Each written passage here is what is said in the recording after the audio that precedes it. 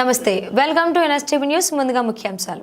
నిర్మల్ జిల్లా తానూరు మండలం బొరిగాం గ్రామంలోని జిల్లా పరిషత్ ఉన్నత పాఠశాలలో 10వ తరగతి చదువుతున్న విద్యార్థులకు మోహన్ రావు పటేల్ ప్రజా ట్రస్ట్ తరపున ట్రస్ట్ చైర్మన్ మోహన్ రావు పటేల్ బొరిగాం గ్రామస్తుల సమక్షంలో ఎగ్జామ్ ప్యాడ్లు పంపిణీ చేశారు. ఈ సందర్భంగా మోహన్ రావు పటేల్ మాట్లాడుతూ నిరుపేద విద్యార్థుల చదువుకు అండగా నిలవాలనే ఉద్దేశంతో మోహన్ రావు పటేల్ ప్రజా ట్రస్ట్ ఆధ్వర్యంలో 10వ తరగతి విద్యార్థులకు ఎగ్జామ్ ప్యాడ్లు పంపిణీ చేయడం జరుగుతుందన్నారు. 10వ తరగతి విద్యార్థులు ఒత్తిడిని జయిస్తూ విజయం సాధించాలని, తల్లిదండ్రులకు గురువులకు మంచి పేరు తీసుకురావాలని అన్నారు. हे वाघिणीचं दूध आहे. जो कोणी ते प्राशन करेल तो गुरगुरल्याशिवाय राहणार नाही, असं भारतरत्न डॉक्टर भीमराव आंबेडकर म्हटले आहेत. म्हणजे जसं शिक्षण जर नसलं आपल्याला तर डोळे असून सुद्धा आपण आंधळे आहोत. त्यासाठी शिक्षण माणसाच्या जीवनामध्ये खूप महत्त्वाचं आहे. शिक्षण एक अशी चीज आहे की जी इतरांना दिल्यानं त्याच्यामध्ये वाढ होते आणि त्या शिक्षणाचं एक वेळ जर आपण ग्रहण केलं तर त्यांची चोरी किंवा त्याचं काही म्हणजे कोणी आपल्यापासून हिरावून घेऊ शकत नाही. तुम्हाला माहीत आहे, या शिक्षणाच्या जोरावर आपण कुठल्या म्हणजे जमिनीपासून आसमानपर्यंत जाऊ शकता. त्यामुळं आपल्या जीवनामध्ये शिक्षण हे खूप महत्त्वाचं आहे.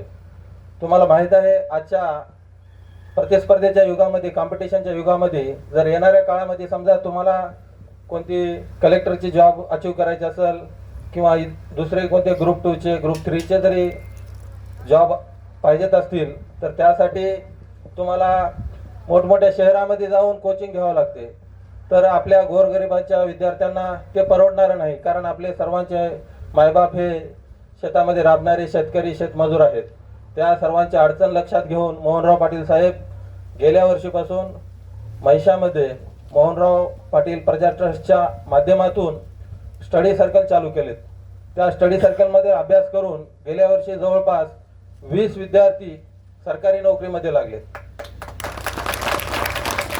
असं तुम्ही सुद्धा 10वी झाल्यावर, उद्या इंटर झाल्यावर जेव्हा तुम्ही नोकरीसाठी प्रयत्न करता त्यावेळेस तुम्हाला जरी काही अडचण आली तर आपण सुद्धा महिषाला जाऊन तिथं वातावरण म्हणजे एअर कंडिशनमध्ये भव्य असं लायब्ररी, स्टडी रूम पाटील साहेब आपल्या सर्वांना उपलब्ध करून दिलेत. त्याचा तुम्ही सुद्धा अवश्य लाभ घेणे. आणि तसंच जे विद्यार्थी-विद्यार्थिनी 10वी झाल्यावर तुम्हाला येणाऱ्या काळामध्ये समजा तुमच्या घरच्या आर्थिक अडचणी असेल किंवा इतर कोण्या अडचणीमुळे तुमचे आईवडील जर शिक्षण बंद करू इच्छित म्हणजे करत असतील तर तुम्ही तुमच्या गावातले मोठे माणसं असतील किंवा आपल्या शाळेचे शिक्षक असतील त्यांच्या माध्यमातून पाटील साहेबांना जर संपर्क केला तर पाटील साहेब तुमच्या आईवडिलांना समजून सांगून तुमचे जे काही अडचणी असतील पुढच्या शिक्षणासाठी पाटील साहेब तुम्हाला मदत करतील असं मी या ठिकाणी आशा करतो आणि ते तुम्हाला तसं आश्वासन सुद्धा देतील.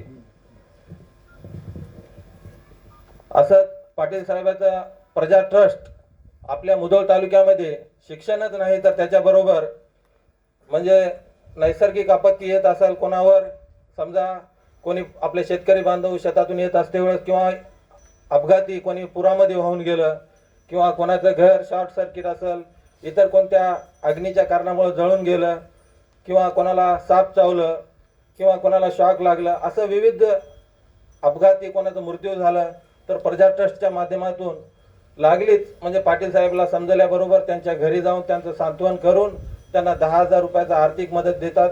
व तसेच ज्यांचं कोणाचं घर जळून गेलं, समजा थोडक्यात तानूरला पवार वंदनाबाईचं घर 1 महिन्याखाली जळून गेले, पाटील साहेबाला आम्ही सूचना दिल्या. लगेच पाटील साहेब दुसऱ्या दिवशी येऊन त्याला एक त्याचं म्हणजे नित्यावसर जे दररोजच्या जीवनोपयोगी वस्तू आहेत ते किट त्याला देऊन, जसं 1 क्विंटलभर तांदूळ, डाळ, तेल असं मदत देऊन त्याला 10,000चा चेक देऊन आणि त्यांचं जे जळून गेलेलं घर होतं त्या ठिकाणीच 8 दिवसाच्या मध्ये टीन शेडचं चांगलं असं एक घर तयार करून देऊन त्यांना जे परिवार रस्त्यावर आलं होतं त्याला राहण्यासाठी निवाऱ्याची व्यवस्था करून दिलं. आणि तसंच आमच्या बाजूला कोलूरला एक वडार समाजाची बाई सर्पदंशानं मृत्यू पावली. पाटील साहेबाला संगत जेवून दुसऱ्या दिवशी येऊन त्याच्या घरी त्याच्या लेकराईला त्याच्या कुटुंबाला सांत्वन देऊन त्यांना सुद्धा 10,000ची आर्थिक मदत दिली. म्हणजे सांगण्याचा उद्देश काय, पाटील साहेब नुसतं बोलत नाही तर ते करून दाखवतात. असं माझं या ठिकाणी सांगण्याचा उद्देश आहे.